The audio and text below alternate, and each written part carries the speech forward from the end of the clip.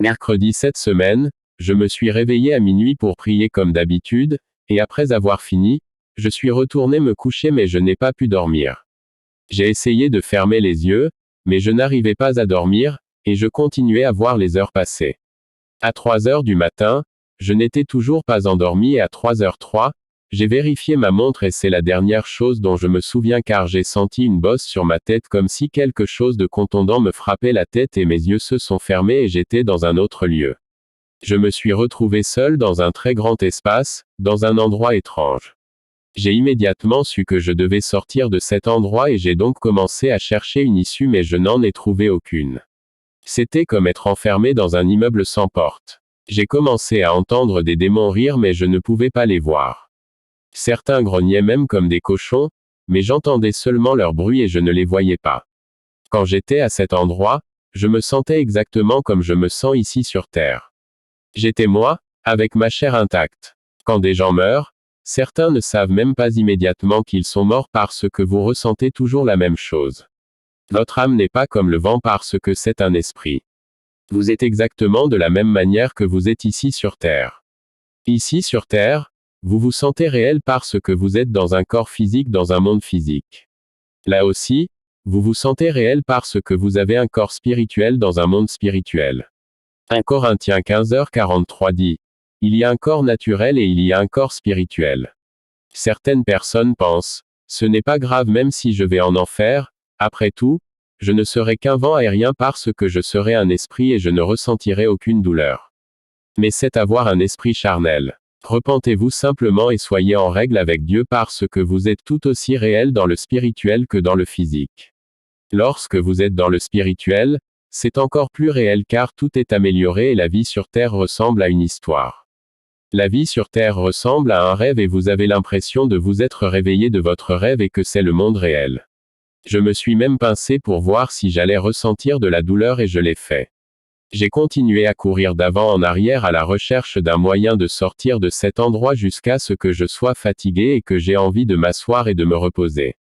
Le Seigneur me montrait que vous ressentez la même chose que vous ressentez ici sur Terre. Comme ici sur Terre, si vous faites quelque chose de fatigant, vous ressentez le besoin de vous asseoir et de vous reposer. Là, vous ressentez la même chose. J'avais l'impression que j'étais sur le point d'avoir faim et j'ai commencé à penser, qu'est-ce que je vais manger quand j'aurai faim dans cet endroit? Mes amis, les gens en enfer ont faim mais ils n'ont pas de nourriture. Ils ont soif mais ils n'ont pas d'eau. Ils se sentent fatigués et ont besoin de dormir, mais ils ne dorment pas. Ils veulent un peu de paix et de tranquillité, mais tout ce qu'ils entendent, ce sont des millions de voix criant grâce à chaque seconde. Pourtant, ils ne peuvent pas mourir de nouveau pour être soulagés de leurs tourments. Ils brûlent et se reforment encore et encore pour subir les mêmes tourments. Je me sentais tellement désespéré dans cet endroit. Ici sur Terre, lorsque vous êtes en difficulté, vous criez à l'aide et quelqu'un viendra vous aider. Lorsque vous êtes dans une situation impossible, vous criez vers Dieu et il vous aide mais en enfer, personne ne répond. Pas même Dieu. Vos prières seront aussi inutiles que si vous priez devant un mur. La seule chose que vous obtiendrez, ce sont les moqueries et les tourments des démons. Votre famille ne pourra pas vous retrouver à cet endroit pour vous aider. Votre mère et votre père ne pourront pas vous sortir de cet endroit. Chercher une issue était si désespéré. J'avais l'impression que j'allais devenir fou en cherchant une issue. Puis j'ai entendu la voix du Seigneur me parler. Voyez-vous ce que vous ressentez juste en étant ici pendant si peu de temps? Vous vous sentez fatigué et désespéré. Qu'en est-il de ceux qui sont ici pour l'éternité? Je ne suis même pas sûr de m'en sortir moi-même. Puis j'ai entendu la voix d'une femme qui disait, pourquoi Jésus t'a-t-il laissé ici? C'était un démon qui ressemblait exactement à un humain. Je lui ai répondu, je ne sais pas, je suis sûr que le Seigneur veut juste que je sache à quel point c'est désespéré d'être en enfer, afin que j'avertis les autres et que je ne revienne pas ici pour l'éternité. Je suis sûr que je sortirai bientôt. Même si je disais cela, je ne savais pas avec certitude si j'allais vraiment sortir. Je me sentais terriblement désespéré. Alors le démon a commencé à se moquer de moi en disant, tu es sûr de ça? Il me semble que tu es ici depuis longtemps. J'ai remarqué que le Seigneur ne permettait pas aux démons de me toucher et que je ne les voyais pas, à l'exception de celui-ci qui avait la forme d'un humain. Peut-être que le Seigneur ne voulait pas que j'aie peur à cause de leur apparence effrayante. Chaussures de fierté. Puis j'ai entendu la voix du Seigneur dire, dites aussi à mes enfants de se débarrasser des chaussures d'orgueil. Quand il a dit cela, j'ai commencé à voir une vision et dans cette vision, j'ai vu des chaussures à talons hauts. J'ai vu des bottes à talons hauts et des chaussures compensées.